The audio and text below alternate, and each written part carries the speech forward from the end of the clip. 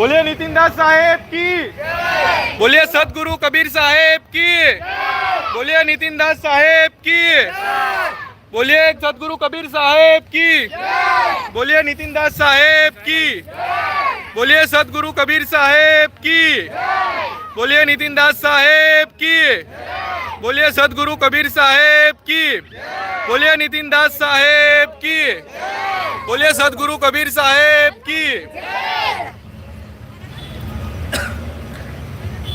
बोलिए नितिन दास साहेब की, बोलिए सदगुरु कबीर साहेब की, बोलिए नितिन दास साहेब की, बोलिए सदगुरु कबीर साहेब की, बोलिए नितिन दास साहेब की, बोलिए सदगुरु कबीर साहेब की, बोलिए नितिन दास साहेब की, बोलिए सदगुरु कबीर साहेब की, बोलिए परम पिता परमात्मा की, सभी संतों की, नितिन दास साहेब की, बोलो परम पिता परमात्मा की, परम पिता परमात्मा की, सदगुरु कबीर साहब की, सदगुरु कबीर साहब की, बोलो सदगुरु नितिन साहब की, सदगुरु नितिन साहब की, परम पिता परमात्मा की, परम पिता परमात्मा की, क्या शू करे ने तू जल्दी करने शू यार, तू भी मेन टाइम में नहीं करी अब तो, बोल जल्दी बोल, हाँ बोल चालू कर दे, जोरती बोल।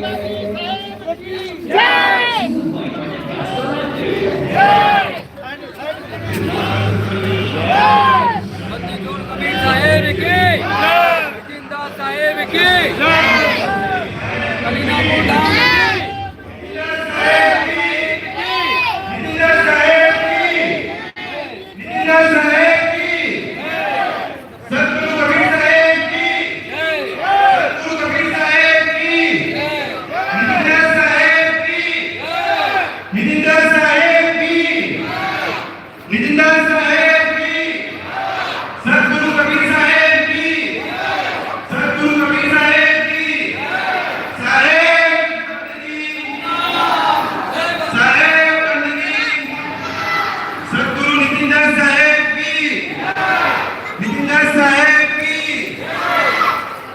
बंदी जोड़ कबीर साहेब की, नितिन दास साहेब की, बोल बोल बोल चालू रख।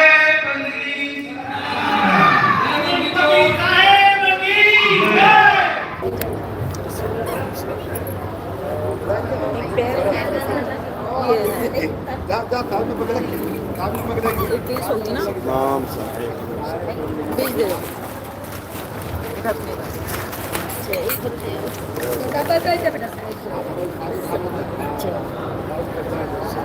ये करना मैं तो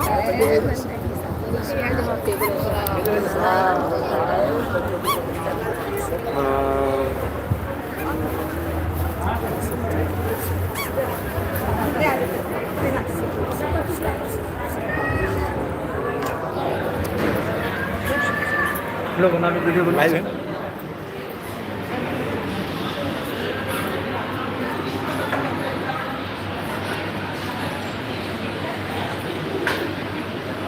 અહીંયા જયદીપ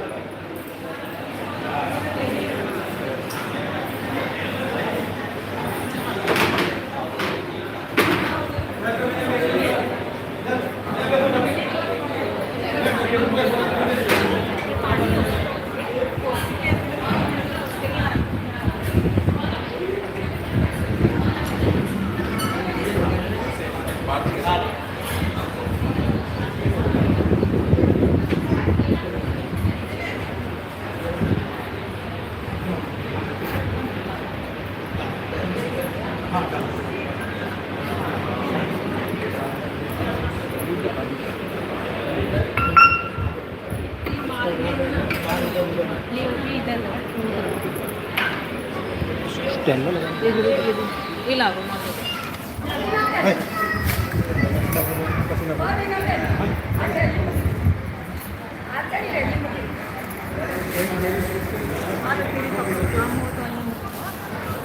बोर्ड लगा हुआ है।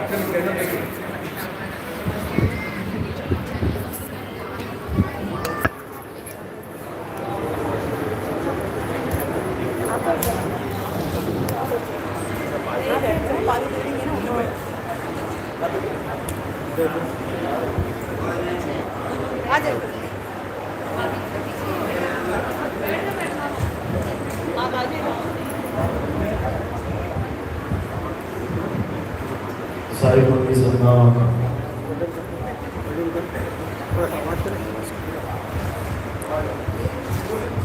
साहिब की सदनाम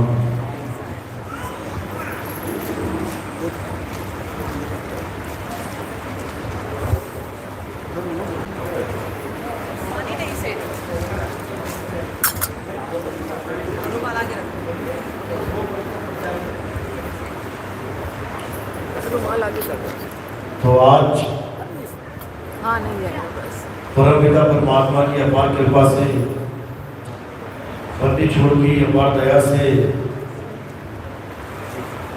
अहमदाबाद में सदगुरु बंदी छोड़ कबीर साहिब के प्रकट दिवस के उपलक्ष्य में ये भव्य सत्संग रखा गया। बहुत बड़े भाव होते हैं उन जीवों के जो अपने पूरे जीवन काल में एक बार भी कबीर साहब के इस मूल ज्ञान को सुना है, और उससे भी बड़े भाग होते हैं उन जीवों के जो इस मूल ज्ञान को थोड़ा सा भी समझ पाते हैं। क्योंकि सुनना आसान है, घंटा 2 घंटा सुन के चले गए, लेकिन इस ज्ञान को समझना बहुत मुश्किल है। पहली बार में तो ये समझ में ही नहीं आता कि बताया क्या जा रहा है। धीरे धीरे धीरे धीरे अगर ये जीव सुनना शुरू करेगा, तब जाके साल 2 साल 5 साल में उसको समझ में आता है कि आखिर नितिन दास समझा क्या रहा है। ये कोई एक बार का खेल नहीं है कि एक बार आए सत्संग सुन लिया तो सबको जान गए, कुछ नहीं। कितने फोन आते हैं कि 3 साल 4 साल 5 साल से सुन रहे हैं, अब जाके समझ में आया कि आप बता क्या रहे हैं। क्योंकि ये मूल ज्ञान है, और बाकी जितना भी ज्ञान आज तक आपने सुना है आपके घर में, आपके परिवार में, आपके रिश्तेदारों में, गली मोहल्ले में, देश प्रदेश में, ये जितना भी ज्ञान चल रहा है A to Z, ये सब पवित्र ज्ञान है। 2 प्रकार के ज्ञान है, एक पवित्र ज्ञान है और एक मूल ज्ञान है। पवित्र ज्ञान मतलब हिंदू है तो मंदिर जाके पूजा करे, मुस्लिम है तो नमाज पढ़े, सिख है तो गुरुद्वारे जाए, ईसाई है तो चर्च में जाए, और जो जो उनके संतों ने, उनके महंतों ने जो भी समझाया उसको वो फॉलो करे, पूजा करे, पाठ करे, हवन करे, यज्ञ करे, नाना प्रकार की धार्मिक गतिविधियां, कर्म कांड है वो सब फॉलो करें। ये सब पवित्र ज्ञान में आता है। पवित्र ज्ञान वो ज्ञान है जो एक शुरुआत है। हिंदू को भगवान से जुड़ने के लिए, मुसलमान को अल्लाह से जुड़ने के लिए, सिख को वाहिगुरु तक पहुंचने के लिए, और ईसाई को गॉड तक पहुंचने के लिए जो पहला पाठ पढ़ाया जाता है, जो पहला कदम उठाया जाता है, उसे पवित्र ज्ञान कहते हैं। लेकिन केवल पवित्र ज्ञान के द्वारा ना तो हिंदू राम को पा सकता है, ना मुसलमान खुदा को पा सकता है, ना सिख वाहिगुरु को पा सकता है, और ना ईसाई गॉड को पा सकता है। शुरुआत तो कर दी, लेकिन अंत तक नहीं, यानी मंजिल तक नहीं पहुंच सकता। अब मंजिल तक पहुंचने के लिए क्या करना पड़ेगा? हमें मूल ज्ञान को समझना पड़ेगा। पवित्र ज्ञान हिंदू, मुस्लिम, सिख, ईसाई का अलग अलग हो सकता है और है भी, लेकिन मूल ज्ञान ये हिंदू, मुस्लिम, सिख, ईसाई, जैन, बौद्ध, ये सबका एक ही है, सबका एक ही है। उंगली अलग अलग हो सकती है, 5 दिख रही है, लेकिन हथेली एक ही है। बस इसको समझना है। तो आज इसी मूल ज्ञान को समझेंगे, जिसको समझ के हिंदू अपने राम को प्राप्त कर लेगा, मुसलमान अपने खुदा को प्राप्त कर लेगा, सिख अपने वाहिगुरु को प्राप्त कर देगा और ईसाई अपने गॉड को प्राप्त कर देगा।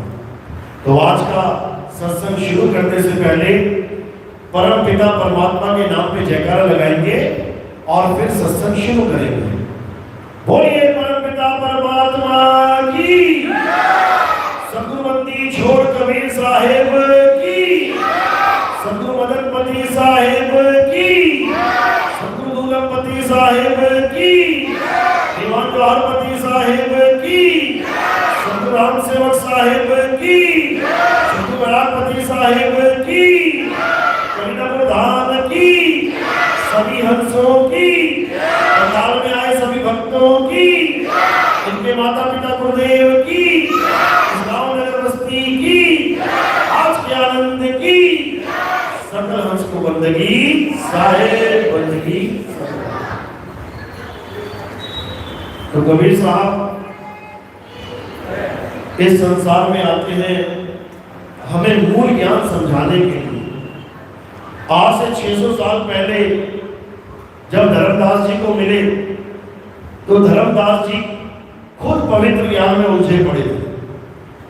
धर्मदास जी हवन यज्ञ करते थे। एक दिन लकड़ियां जला रहे थे, यज्ञ कर रहे थे और सोच रहे थे कि मैं बहुत बड़ा काम कर रहा हूं, इससे भगवान खुश होगा, मुझे भगवान मिल जाएगा, मेरी भक्ति बनेगी, मैं पुण्यकर्मी बन जाऊंगा। खूब लगे पड़े स्वाहा स्वाहा करने में। स्वाहा स्वाहा करते हैं ना हवन यज्ञ वाले, वो लकड़ी का स्वाहा ही बनाना होता है उन्होंने। अभी वो स्वाहा स्वाहा चल ही रहा था, इतने में कबीर साहब प्रकट हो गए और दरवाजे में खड़े होकर कहते हैं, अरे पापी धर्मदास क्यों पाप कमा रहा है।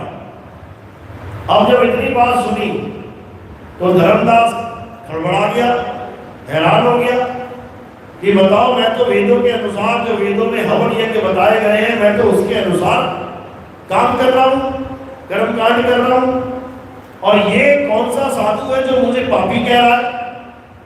वो कहते महाराज मैं पापी कैसे, मैं तो पुण्यकर्मी जीव हूं, वेदों के अनुसार बताए हुए यज्ञ कर रहा हूं।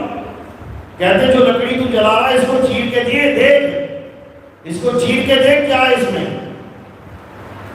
जैसे वो चीर के देखता है तो सूखी लकड़ी में क्या होती है, हजारों चींटियां जो उस आग में जल रही होती है, छोटे छोटे बच्चे, अंडे, वो सब आग में जल रहे होते हैं।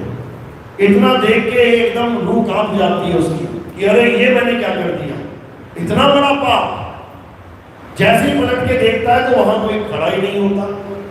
कबीर साहब वहीं से अंदर ध्यान हो जाते हैं, गायब हो जाते हैं। अब ढूंढा ढांडी चालू, कौन था कौन था कौन था, ना दिन का चैन ना रातों का आराम, सब खत्म। बहुत परेशान रहने लग गए। अब बीवी कहती है क्यों परेशान रहते हो, क्या हो गया। कहते एक साधु आया था और मैं तो भगवान की पूजा विधि कर रहा था, मैं तो ऋषियों मुनियों के द्वारा बताए हुए यज्ञ कर रहा था और वो मुझे पापी बता के चले गए, और मैंने जब उनके कहे अनुसार लकड़ी चीरी तो उसमें चींटियां थी, सच में मैं पाप कमा रहा था। तो कहती फिर उनको पूछना था। कहते पूछता कैसे, बुलाया बोले, अब वो मिल ही नहीं रहे। तो कहती है कोई बात नहीं, साधु ही तो था, साधु का क्या है, जहां गुड़ फेंको वहां मक्खी आ जाती है, यानी जहां भंडारे लगा दो वहां साधु अपने आप पहुंच जाते हैं। तो कहने लगी कि तुम भंडारे लगाओ, अपने आप साधु आ जाएंगे, उनमें वो भी होगा, पहचान लेना कौन है। कहते हैं उस समय 56 करोड़ की दौलत थी उनके पास। एक भंडारा लगाया, कबीर साहब नहीं आए, दूसरा लगाया, कबीर साहब नहीं आए, तीसरा लगाया, चौथा लगाया, लगाते लगाते लगाते लगाते कहते 56 करोड़ रुपया भंडारों में खर्च कर दिया, लेकिन कबीर साहब नहीं आए। अब हार गया, थक गया, परेशान हो गया, कंगाल भी हो गया और वो साधु भी नहीं मिला। अब क्या फैसला लेता है कि अब जीने का कोई फायदा नहीं, अब मौत को ही गले लगाना चाहिए। तो मियां बीवी दोनों कहते हैं नदी के किनारे पहुंचे छलांग मारने के लिए। जैसे ही छलांग मारने लगे इतने में फिर से आवाज आई, अरे पापी धर्मदास फिर पाप कमाने जा रहा है, क्योंकि आत्महत्या करना भी महापाप है। इतनी आवाज सुनी और एकदम पैर रुक गए। पीछे मुड़ के देखा तो कबीर साहब खड़े हुए। बोले महाराज आप कहाँ थे? अरे इतना भंडारे लगाए, सारा पैसा भंडारों में लगा दिया, खाली हो गया, आप आए क्यों नहीं? अब क्यों आ रहे हो जब कुछ भी नहीं है, आपकी सेवा में कुछ दे भी नहीं सकता? तो कबीर साहब कहते हैं अगर मैं पहले आ जाता तो तुझे लगता कि तूने गुड़ फेंका और मक्खी आ गई है, इसलिए मैं नहीं आया। मैं कोई मक्खी नहीं हूं जो गुड़ के पीछे पीछे घूमे। तो इतनी बात सुनते ही दोनों मियां बीवी पैरों में पड़ गए, क्योंकि उनकी आपस की बात थी। वो उनकी आपस की बात भी जान रहे हैं, वो समझ गए कि ये कोई आम आदमी नहीं है। तो शर्मिंदा होके कि किस भाव से हमने भंडारे लगाए, हम तो गुड़ फेंक रहे थे। तो दोनों पैरों में पड़ गए, माफिया मांगने लगे। तब कबीर साहब ने कहा कि धर्मदास जिस काम के लिए मैं यहां आया हूं ये बहुत जरूरी काम है और ये काम तुम्हारे द्वारा ही पूर्ण होगा। चलो मैं तुम्हें कुछ बताता हूं। तो धर्मदास उनको अपने घर में लेके गए और वहां पर उनके आने का कारण जाना, आखिर कबीर साहब इस संसार में क्यों आते हैं ये जाना। और जब ये जाना तो इतनी जिज्ञासा उत्पन्न हुई कि फिर सवाल जवाब चलने लग गए। और जब सवाल जवाब चले तो ये मोटा ग्रंथ बन गया जिसका नाम कबीर सागर है। अगर आप कबीर सागर पढ़ोगे तब आपको समझ में आएगा कि कबीर साहब के इस संसार में आने का मकसद क्या था। तो कबीर साहब का क्या मकसद है वो अच्छे से समझना है। पहले ये जानना है कि कबीर साहब इस संसार में आते कैसे हैं।